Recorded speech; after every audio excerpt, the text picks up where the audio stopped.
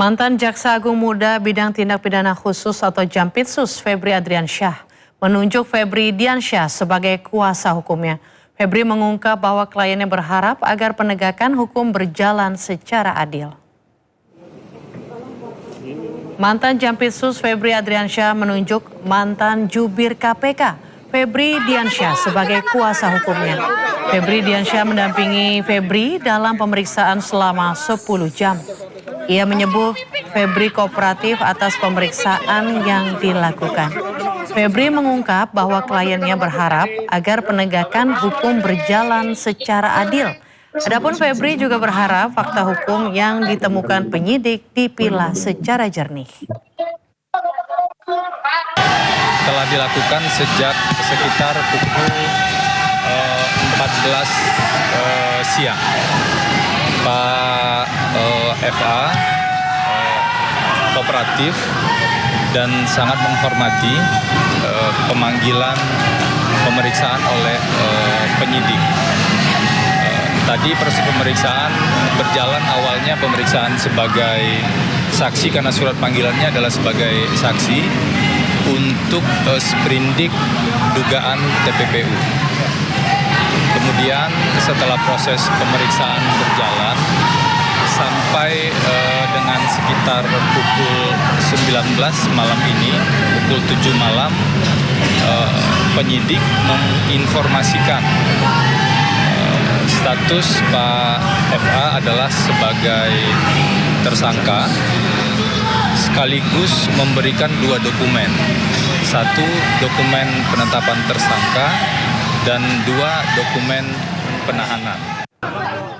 Pemirsa, pengemudi Alphard cekcok dengan Satpam usai ditegur lantaran menerobos lampu penyeberangan di kawasan Bundaran HI Jakarta Pusat. Alih-alih meminta maaf, Satpam justru dibawa ke kantor polisi. Dalam sebuah rekaman kamera pengawas, sejumlah pejalan kaki hendak menyeberang di kawasan Bundaran Hotel Indonesia. Dari arah seberang, seorang Satpam berniat membantu sejumlah pejalan kaki. Dan di momen yang sama, semua kendaraan berhenti kecuali mobil Alphard hitam yang menerobos lampu penyeberangan. Tidak terima ditegur Satpam, sejumlah orang yang berada di dalam mobil dengan plat nomor D1828XHQ tersebut memilih cekcok dan membawa Satpam ke kantor polisi.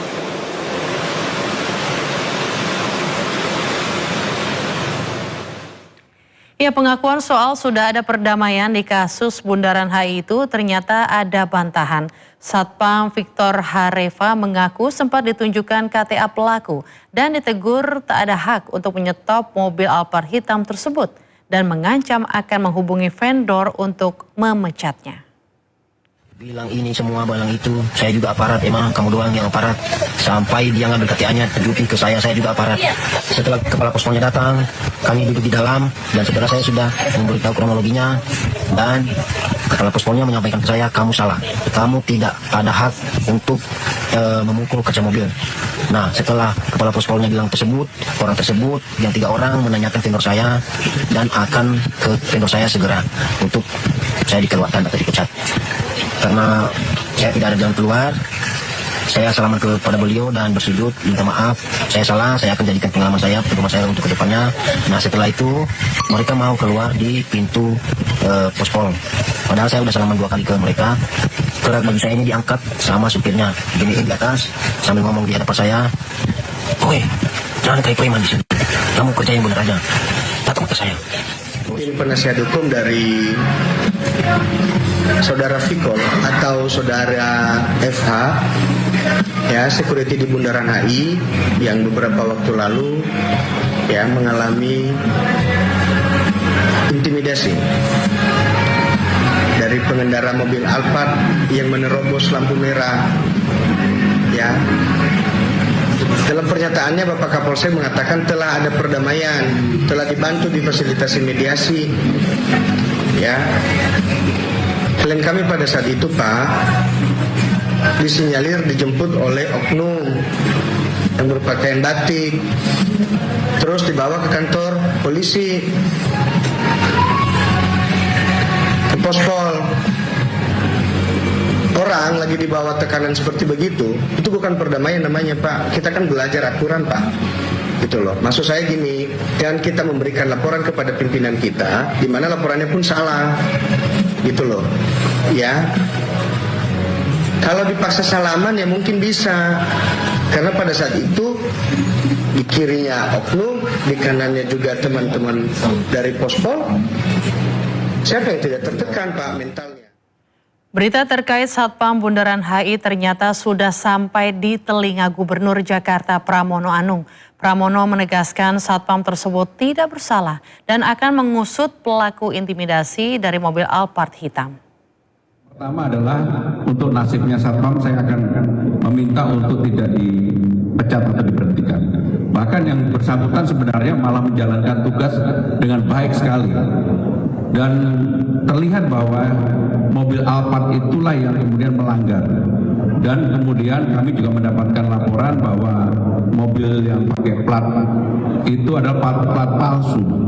Sehingga dengan demikian orang yang menegur harusnya yang diberikan sanksi, dan saya sudah minta untuk aparat penegak hukum, kalau kemudian ini tidak bisa diselesaikan secara baik, ya tentunya yang melakukan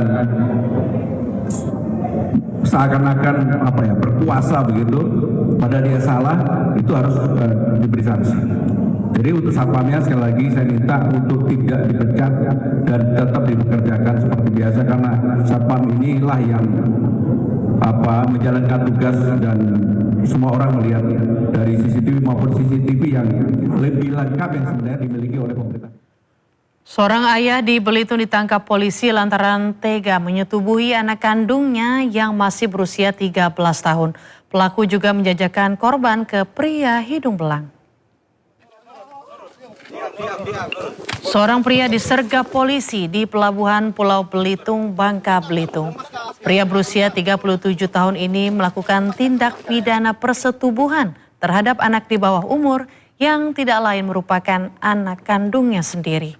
Ketika ditangkap, pelaku hendak melarikan diri melalui jalur pelabuhan. Persetubuhan terhadap anak kandungnya dilakukan berulang kali sejak tahun 2024 hingga Juli 2026.